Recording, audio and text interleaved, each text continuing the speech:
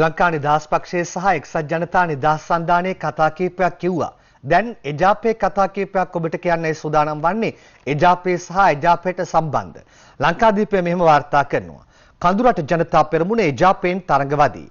ලියන්නේ නෝහුඩි රංජිත් රාජපක්ෂ. මෙවර පාර්ලිමේන්තු මැතිවරණයේදී කඳුරට ජනතා පෙරමුණ එක්සත් ජාතික පක්ෂයේ සමග එක් වී තරඟ කිරීමට එම පක්ෂයේ මධ්‍යම කාරක සභාව අනුමැතිය ලබා දුන් බව එම පක්ෂයේ මහලේකම් ඒ ලෝරන්ස් මහතා සඳහන් කර සිටිනවා. ඊට පස්සේ රුක්මන් සේනානායක මහතා කාලයකට පස්සේ පත්තරවලට ඇවිල්ලා තියෙනවා. දැරණියගල එජාප සංවිධායක රුක්මන් හිටපු පාර්ලිමේන්තු මන්ත්‍රීවරයෙක් වන රුක්මන් සේනානායක මහතා දැරණියගල එක්සත් ජාතික පක්ෂ ආසන සංවිධායක වශයෙන් එජාප නායක අග්‍රාමාත්‍ය රනිල් වික්‍රමසිංහ මහතා විසින් පත් කර තිබෙනවා. දැන් මහින්ද රාජපක්ෂ සාධකය යලි දේශපාලනයට අවතීර්ණ වීම එජාපයට කොහොම බලපායිද? දැන් මේ ගැන කතා කරනකොට ශ්‍රී ලංකා නිදහස් පක්ෂයේ එකටේද වෙන් වෙලායිද කියන දේනේ හැමෝම සාකච්ඡා කරන්නේ. ඒ අතරේ එජාපයට කොහොම බලපායිද? දිවයින මෙහෙම වාර්තා කරනවා. රාජපක්ෂ පරපුරම ආවත් මේ ඡන්දෙන් එජාපයේ විශිෂ්ට ජයක් ලබනවා. ඇමති අකිල විරාජ් කියන්නේ ලියන්නේ අකිත පෙරේරා. ඉදිරි මහා මැතිවරණයේ සදා හිටපු ජනාධිපති මහින්ද රාජපක්ෂ මහතා හෝ රාජපක්ෂ පරපුරම ඉදිරිපත් වුවද එම මැතිවරණයෙන් එක්සත් ජාතික පක්ෂයේ විශිෂ්ට ජයග්‍රහණයක් ලබා රනිල් වික්‍රමසිංහ මහතා නැවතත් අගමැති ධූරයට පත්වන බව එජාප මාධ්‍ය ප්‍රකාශක අධ්‍යාපන අමාත්‍ය අකිල විරාජ් කාර්යවසම් මහතා සඳහන් කර සිටිනවා. දැන් අප සජීවීව සම්බන්ධ කරගන්නවා අධ්‍යාපන අමාත්‍ය එජාපයේ මාධ්‍ය ප්‍රකාශක අකිල විරාජ් කාර්යවසම් මහතාව. සුබුදෑසනක්. සුබුදෑසනක් රංගන.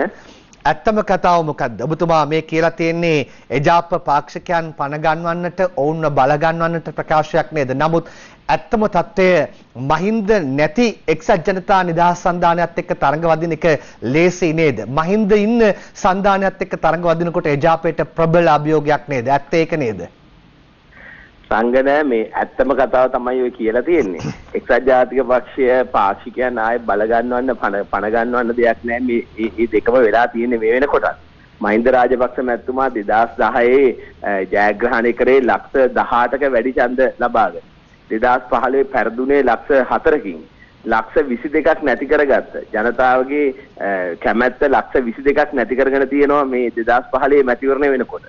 මේ වෙනකොට තවත් ඊට එහා ගිය තත්ත්වයක් තියෙනවා. මේ වන විට තවත් එහා ගිය තත්ත්වයක්ද නැත්නම් නැවත මහින්ද රාජපක්ෂ මහතාට හැකි වෙලා තිබෙනවාද ජනතාව ආකර්ෂණය කරගන්න? කිසිසේත්ම නෑ. ඔය මාධ්‍ය වලින් එතුමා ඕනම කෙනෙකුට පාලන යුගයක් අවසන් වුණාම මේ පාලන යුගයේ යම් කණ්ඩායමක් ඉන්නවා. ඒ කණ්ඩායම තමයි ඔය වෙනින් පෙනී හිටින්නේ. ඡන්දෙට ගියාම බලන්න රංගන මොකද්ද වෙන්නේ කියලා. දැන් මම මෙහෙම කියන්නේ. දැන් මම මෙහෙම අහන්නද? කණ්ඩායම් දෙකක් විදිහට ශ්‍රී ලංකා නිදහස් පක්ෂය සහ එක්සත් ජනතා නිදහස් සන්ධානය වෙන වෙනම තරඟ කිරීම එක්සත් ජාතික පක්ෂයට වාසියක් වෙයි නේද? වෙන වෙනම තරඟ කරත් එකටවත් ප්‍රශ්නයක් නැහැ. මොකද එකටවත් ප්‍රශ්නයක් නැත්නම් මේ වේදිකාවේ ඔය කණ්ඩායම් දෙක කොහොමද එකට හිටගන්නේ කියන එක ජනතාව තීරණය කරයි. ඒ කියන්නේ ඒක කිසිම ගැටලුවක් නැහැ. මොකද ජනතාව දන්නවා මේ රටේ රැකියාව බිහි කරන්න පුළුවන්, ආර්ථිකය හදන්න පුළුවන් රනිල් වික්‍රමසිංහ මැතිතුමාටත් එක්සත් ජාතික පක්ෂයටත් පමණයි කියන එක. ඒ නිසා අපිට වෙනමාවත් එකට ආවත් කිසිම අභියෝගයක් නැහැ. එකම දේ ඔය අර මේ කකුලුව මේ හැලිය රත් වෙනකන් වගේ තමයි ඔය දඟලන්නේ. ඒ නිසා අපිට ඒක කිසිම අභියෝගයක් නැහැ රන්න.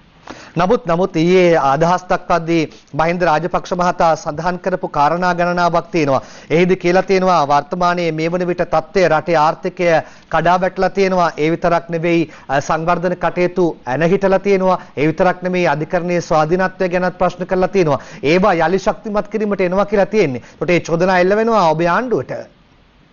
නෑ මේ සියල්ලම මං හිතන්නේ රටේ ජනතාව දන්නවා මේ රටේ ආර්ථිකය ගැන. ඒ වගේම අධිකරණ තමන්ගේ අතට අරගෙන විවිධ තීන්දුව දුන්නේ කවුද?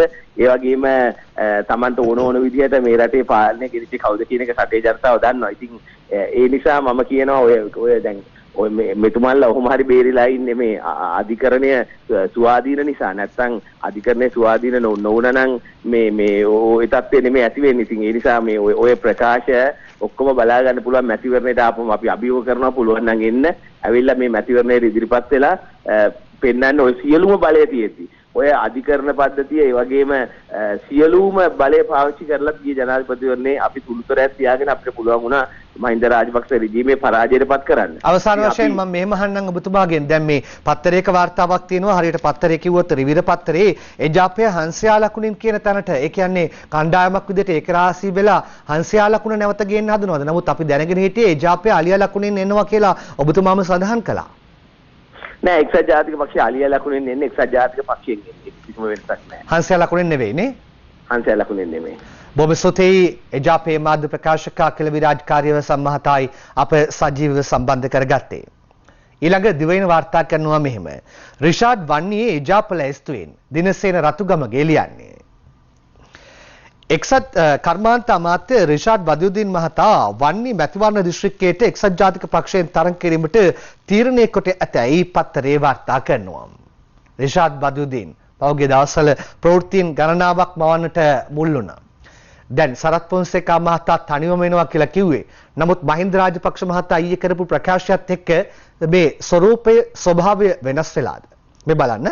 මහින්ද බලයට මේ අවදානමක් නැත්නම් ඊට එරෙහි පෙරමුණකට එක් වෙනවා. සටහන චතුර පමුණුවකින්.